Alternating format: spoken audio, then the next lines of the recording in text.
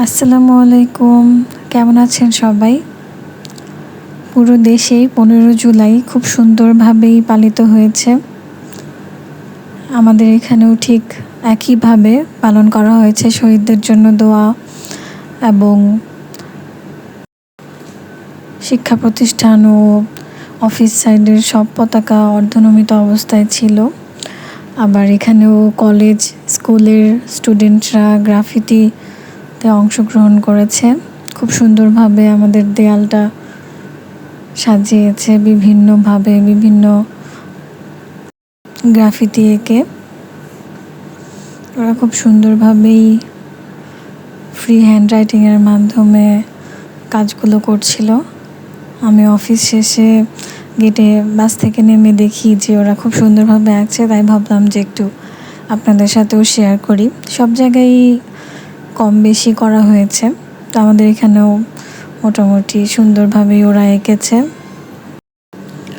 ওরা খুব সুন্দরভাবেই জুলাইয়ের প্রতিচ্ছবি এই দেয়ালের মাঝে এঁকেছে, আবার স্মৃতি করে রেখে দিয়েছে। যতবারই আমরা এই গ্রাফিতিগুলো দেখব, ততবারই আমাদের জুলাইয়ের কথা পুনরুজ্জীবিত হবে।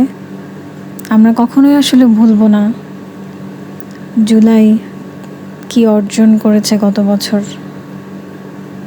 এভাবেই আমাদের সমাজের সকল স্টুডেন্ট এবং সকল গার্ডিয়ান এবং আরও যারা যারা আছেন সবাই মিলে আমরা যদি এক থাকি আর সবাই যদি অন্যায়ের প্রতিরোধ করি, তাহলে আমাদের দেশে সবাই স্বাধীনভাবে ও নিরাপদভাবে বাঁচতে পারবে। না হলে দেশে যে পরিমাণে ক্রাইম হচ্ছে আর মেয়েদেরকে নিয়ে যে পরিমাণে অত্যাচার হচ্ছে, মেয়েদের জন্য তো এখন ঘরের বাইরে বের হওয়াই নিরাপদ না। মনে হচ্ছে যে ঘরের বাইরে বের হচ্ছে মানে বিপদে পড়বে। প্রতিটা মিনিট সেকেন্ড গার্ডিয়ানরা চিন্তায় থাকে। তো এই বিষয়টা আমাদের আরও সচেতন হতে হবে।